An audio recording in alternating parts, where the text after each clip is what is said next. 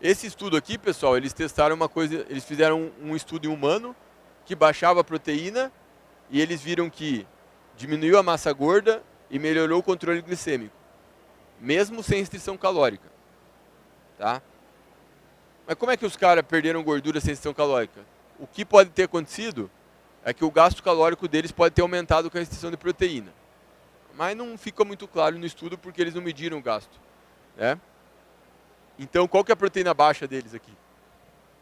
Eles estavam usando mais ou menos 7% das calorias de proteína. 7 a 8%, tá? E no rato eles testaram a restrição de BCA. A restrição de BCA, o que é restringir BCA? Eles fazem uma dieta específica para o rato que tem pouco BCA na dieta. E eles viram que a massa gorda diminui e melhora o controle glicêmico, né? Então, ao que parece, a proteína alta pode prejudicar o controle glicêmico e aumentar a resistência à insulina, tá? A gente pensa que proteína alta é um macro que não faz problema, né? Normalmente a gente pensa que o problema é comer açúcar, grão refinado e gordura saturada. Mas parece que a proteína alta prejudica também e pode aumentar a resistência à insulina. Em pessoas que treinam, esse efeito pode ficar mascarado. Por quê? Porque o cara treina, está com a proteína alta, está melhorando a composição corporal. Então não tem como ele saber se isso está atrapalhando a sensibilidade à insulina dele. Em pessoas sedentárias, isso pode ficar mais evidente, né? Então uma pessoa que tem a proteína mais alta e está com excesso calórico, essa proteína mais alta ainda pode contribuir para ela ganhar mais gordura. Não só comer muito açúcar, pão, doce, mas a proteína alta também pode ser um problema, né?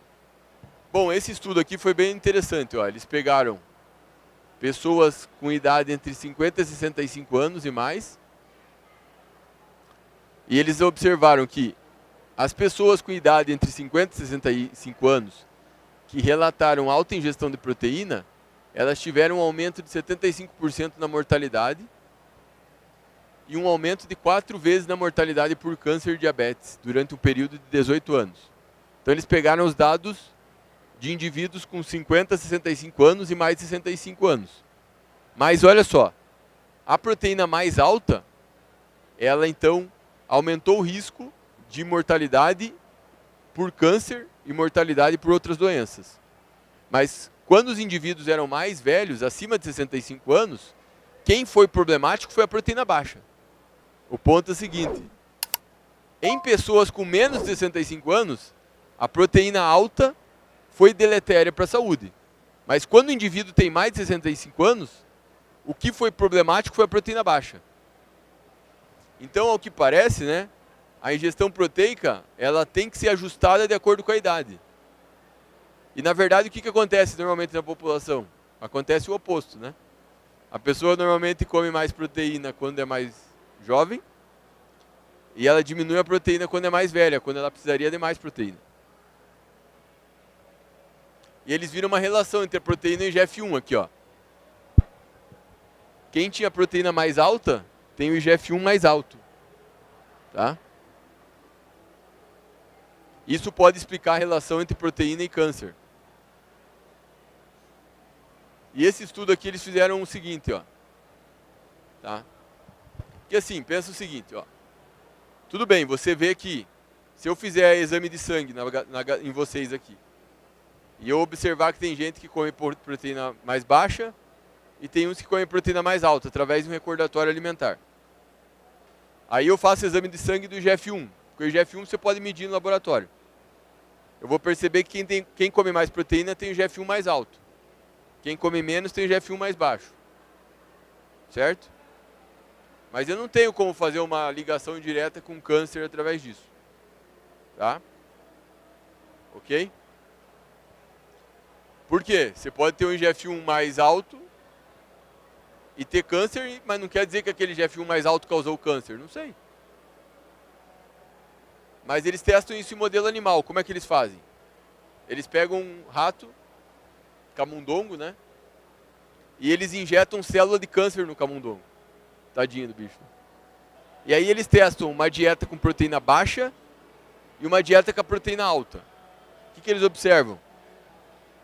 Quando o animal tem proteína baixa, o tumor progride mais lento. Quando a proteína é alta, o tumor progride mais rápido.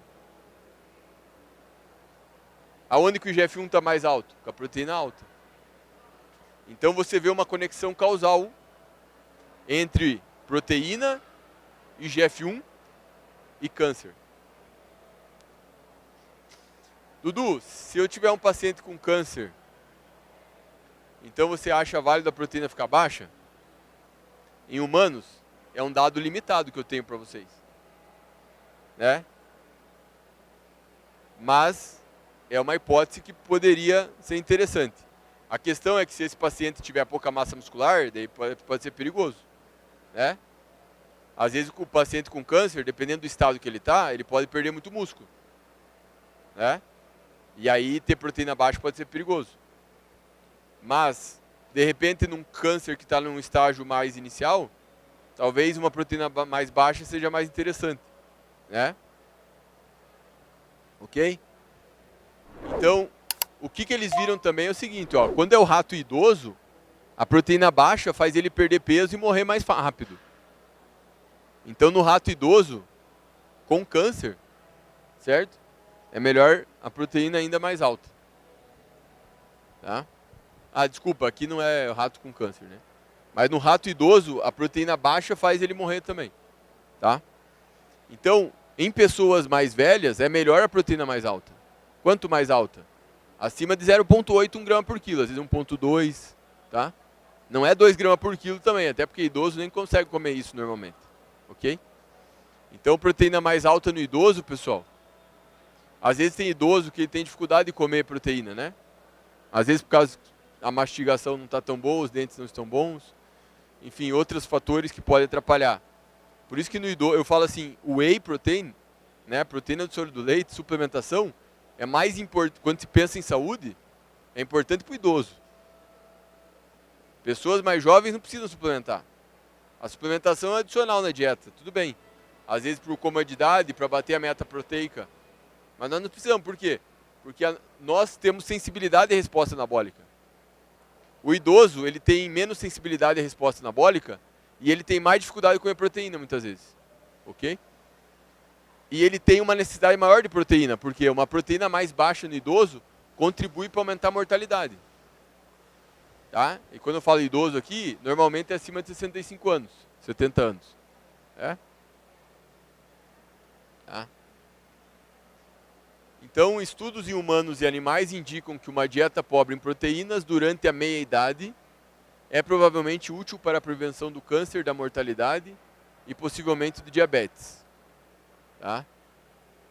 Outra coisa, é importante que os alimentos, fontes de proteína, sejam principalmente de origem vegetal. Então eles viram uma associação mais problemática quando a proteína animal, né? Em indivíduos com mais de 65 anos, a ingestão mais alta de proteína foi associada à redução do câncer e da mortalidade. Então, em pessoas mais idosas, é melhor uma proteína mais alta.